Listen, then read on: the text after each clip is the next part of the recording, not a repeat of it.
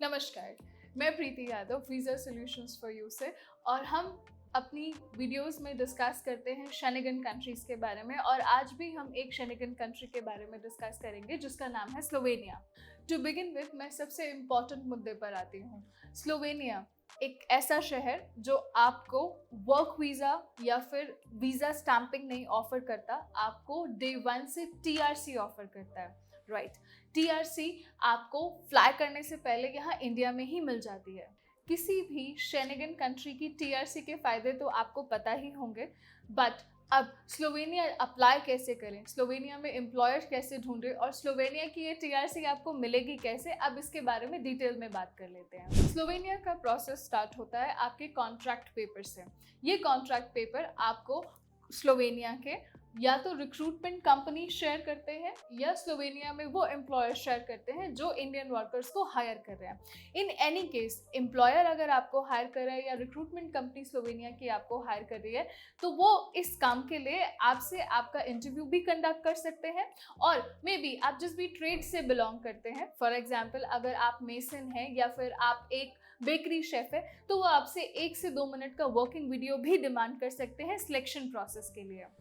इसी के साथ आपको एक इम्पॉर्टेंट इन्फॉर्मेशन शेयर करना जो कि बहुत ज़रूरी है कि आपको कौन से डॉक्यूमेंट्स पहले से तैयार करके रखने चाहिए। सबसे पहला the most important document is your passport, जिसकी वैलिडिटी अप्रॉक्सीमेटली 6 मंथ होनी ही चाहिए बेयर मिनिमम। बट येस, अगर आपका पासपोर्ट इससे ज़्यादा वैलिड है तो आपके लिए ही इस बात में फ़ायदा है। मैं पर्सनली इस बात को सपोर्ट नहीं करती कि ईसीआर पासपोर्ट होल्डर्स स्लोवेनिया में अप्लाई नहीं कर सकते, बट येस हम इस फैक्ट से मुकर भी नहीं सकते कि ज़्यादातर कंपनीज और ज़्यादातर रिक्रूटर्स स्लोवेनिया के ईसीआर पासपोर्ट होल्डर्स को प्रमोट नहीं करते या एक्सेप्ट नहीं करते। ऑल्दो ऐसा नहीं है कि अगर आपका पासपोर्ट ईसीआर है तो आप स्लोवेनिया में अप्लाई नहीं कर सकते। Next document is your educational document. Bare minimum आपके पास 10th या 12th का सर्टिफिकेट होना ही चाहिए। और अगर आप किसी पर्टिकुलर ट्रेड से बिलोंग करते हैं, जैसे कि आप वेल्डर हैं या आप इलेक्ट्रीशियन हैं, तो आईटीआई डिप्लोमा आपको इस चीज़ में बहुत ही अच्छा सपोर्ट करेगा। Third document, work experience documents.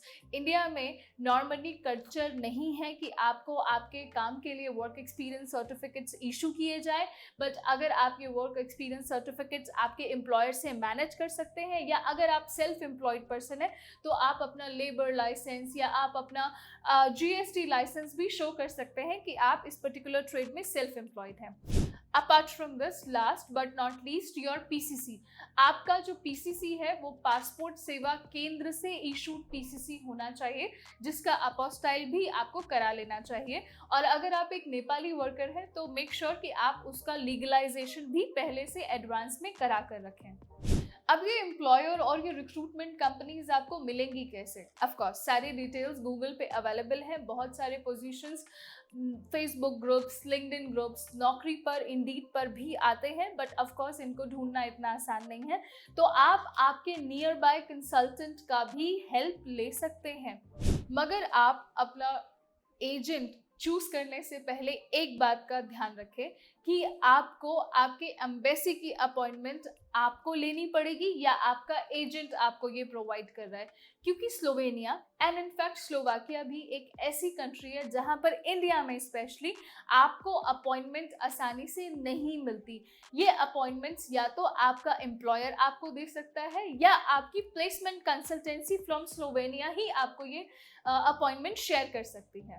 अब हम बात करते हैं प्रोसेस की। आपका इंटरव्यू हुआ, आपने अपने डॉक्यूमेंट शेयर करे एम्प्लॉयर को या प्लेसमेंट कंपनी को, तो आइडियली 2 से 3 महीने में उनको आपके कॉन्ट्रैक्ट पेपर और आपका वर्क लेटर जो स्लोवेनिया एम्बेसी से ऑथराइज होता है उसको आपको और एम्बेसी को मेल करना चाहिए। जब एम्बेसी को ये मेल रिसीव होता है तो एम्बेसी कैंडिडेट के नाम पर एक अपॉइंटमेंट इशू करती है कि अब आप एम्बेसी में आइए और आकर के अपना बायोमेट्रिक कराइए। नॉर्मली ये बायोमेट्रिक का डेट आपके पेपर्स पहुंचने के महीने या 45 डेज के अंदर अंदर आ जाता है। जैसे ही आप अपने बायोमेट्रिक के लिए जाते हैं स्लोवेनिया एम्बेसी शायद आपको इंटरव्यू के लिए भी बुला ले। यस, वहाँ पर आपको इंटरव्यू का भी कॉल आ सकता है। बट यस, अगर आपके डॉक्यूमेंट्स आपकी प्लेसमेंट कंपनी ने भेजे हैं या आपके एम्प्लॉयर ने भेजे हैं, तो ये जो नोटिफिकेशंस है उनको जाता है। आपको इंटरव्यू में बहुत ज़्यादा क्वेश्चन तो नहीं किए जाते, बट जो आपके जॉब ऑफर लेटर है या आपके काम से रिलेटेड ही क्वेश्चन किए जाते हैं। फॉर एग्जाम्पल, आपको ये एम्प्लॉयर कहाँ से मिला, आपके एम्प्लॉयर का नाम क्या है, आपके वर्क अरेंजमेंट्स क्या है, आप वहाँ जाकर के कहाँ रहेंगे, आपकी सैलरी क्या है, आपके जॉब ड्यूटीज़ क्या है, आपका प्रायर वर्क एक्सपीरियंस क्या है। मतलब ऐसा कुछ भी नहीं है जो आउट ऑफ द बॉक्स होने वाला है, सब कुछ आपके पेपर और आपके वर्क एक्सपीरियंस से रिलेटेड ही पूछा जाएगा।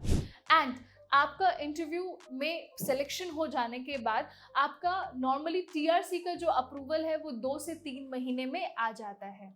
इन टोटल स्लोवेनिया का जो पूरा प्रोसेस है अप्रॉक्सीमेटली 6 to 8 मंथ का प्रोसेस है आइडली।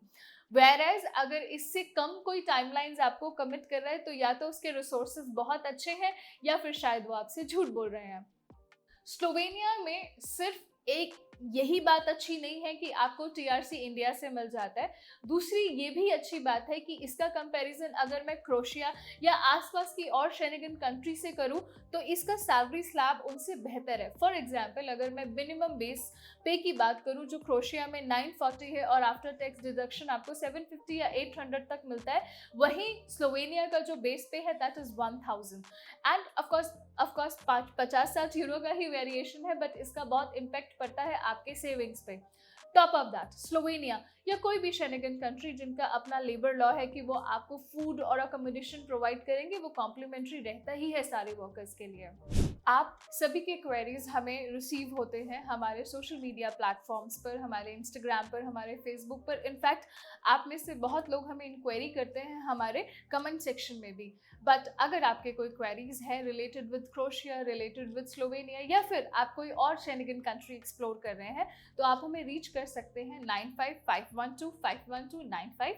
और एक बहुत इंपॉर्टेंट अपडेट, हमारा रजिस्टर्ड ऑफिस अब जनकपुरी नहीं है, we are settled in Rajouri garden. And आप सभी के ब्लेसिंग्स के साथ we have a good and bigger office now, so we can cater more number of people in this office, and you can visit us in 828 Rajouri Garden near प्राचीन हनुमान मंदिर।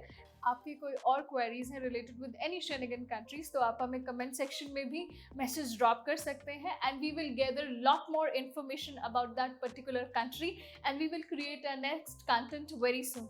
Thank you so much for watching us. Thank you so much for sharing your feedbacks, and thank you so much for keep calling us and visiting us.